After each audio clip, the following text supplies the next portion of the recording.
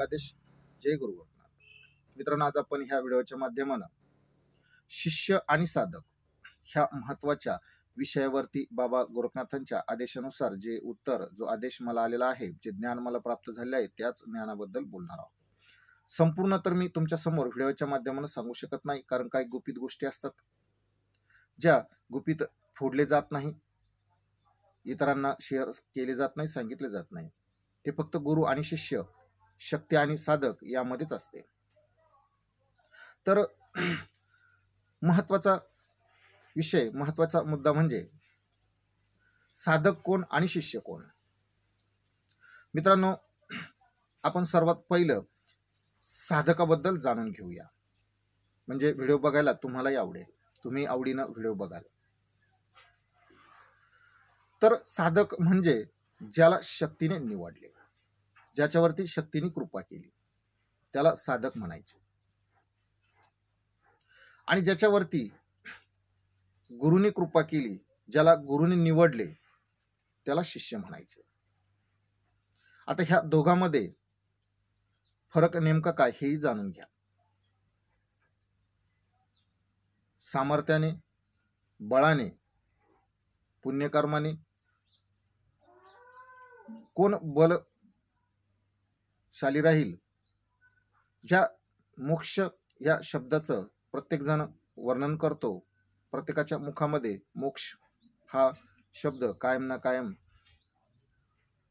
चालतच असतो, मुखी बोलतच असतो. तर मित्रांनो, जो साधक आहे की ज्याच्यावरती ईश्वरी कृपा झाली, ज्याला देवाच्या कृपे आशीर्वादानं संचार आला, तो काही कार्य करून, पुण्यकर्म करून मोक्ष प्राप्तीला जाऊ शकतो, मोक्ष प्राप्ती मिळू शकतो.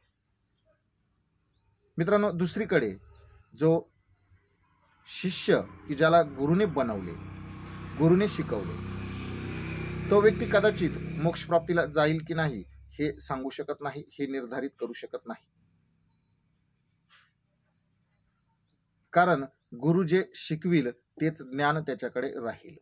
जर त्याच्या गुरुने त्याला नियम, धर्म, कर्म, नियती, सृष्टी, आचरण, शांतता, प्रियता, समाधान ह्या सर्व गोष्टी जर शिकवल्या, तरच तो व्यक्ती मोक्षप्राप्तीकडे जाऊ शकतो. कारण ईश्वरी कृपेमध्ये धर्म, कर्म, न्याय, नीती, नियती, निसर्ग ह्या सर्व गोष्टी शक्ती देतच असते, सांगतच असते, त्याचं ज्ञान मिळतच असते.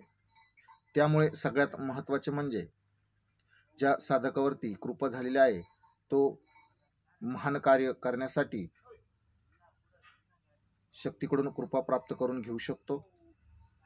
जो शिष्य आहे तो कदाचित जितके ज्ञान गुरुकडे आहे त्याच विषयाचे ज्ञान तो मिळवू शकतो. कारण सर्वच ज्ञान गुरु देऊ शकतो किंवा सर्व ज्ञान गुरुकडे असेल असे शक्य होणार नाही. कारण गुरुने पण गुरुच्या गुरुकडून शिकवलेलंच सर्व ज्ञान त्याच्याकडे असते. देवात आणि मनुष्यात खूप मोठा बदल आहे. देव कोणत्याही गोष्टीचे सूक्ष्मातले सूक्ष्म ज्ञान देऊ शकतात, गुरु मात्र देऊ शकत नाही. कारण गुरुलाही अभ्यास करावा लागेल, गुरुलाही हे सर्व जाणावे लागेल, त्याच वेळेस गुरु ते ज्ञान कमवू शकतो, मिळवू शकतो. त्यातही पण ज्ञान किती खरे खोटे, किती सखोल आहे आणि किती वरवर आहे हेही महत्वाचे आहे. तर मित्रांनो, अशा गोष्टीपासून सावध राहावं, सावध व्हावं आणि स्वतःच्या जीवनाला सेफ करावं, सुरक्षित करावं. ह्यासाठी मी ह्या व्हिडिओच्या माध्यमानं ह्या दोन गोष्टी तुमच्याशी बोलून शेअर करण्याचा प्रयत्न केला आहे. व्हिडिओ आवडला तर व्हिडिओला लाईक करा, शेअर करा, चॅनलला सबस्क्राईब करा. अशाच पद्धतीचे मी ज्ञान ह्या व्हिडिओच्या चॅनलच्या माध्यमानं देत राहील, देणार आहे. मी कुठलेही उतारा विधान, कुठलेही उपाय शिकवत नाही, सांगत नाही. खरे सामर्थ्य, खरी ऊर्जा, खरी महिमा, खरी कृपा, खरी दैवशक्ती ही काय आहे हे सांगण्या, शिकवण्याचं, अनुभव देण्याचं कार्य मी करत आहे. मी नाथ बाबांच्या कृपेआशीर्वादानं जनकार्य करतो.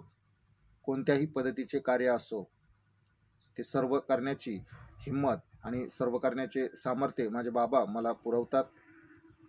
मी फक्त जागिक ज्या प्रापंचिक गोष्टी आहे लग्न जुळवणे आणि आर्थिक परिस्थिती सुधारवणे हे काम मी करत नाही. कुठलेही धन काढण्याचं कार्य मी करत नाही, कुठला पैसा पाडण्याचे कार्य मी करत नाही.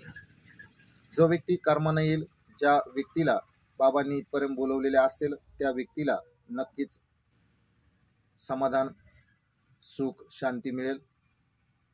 जो व्यक्ती कर्म न संपताच इथपर्यंत येईल, त्याला मिळते की नाही हे मी सांगू शकत नाही. आलं का आदेश? जय गुरु गोरखनाथ.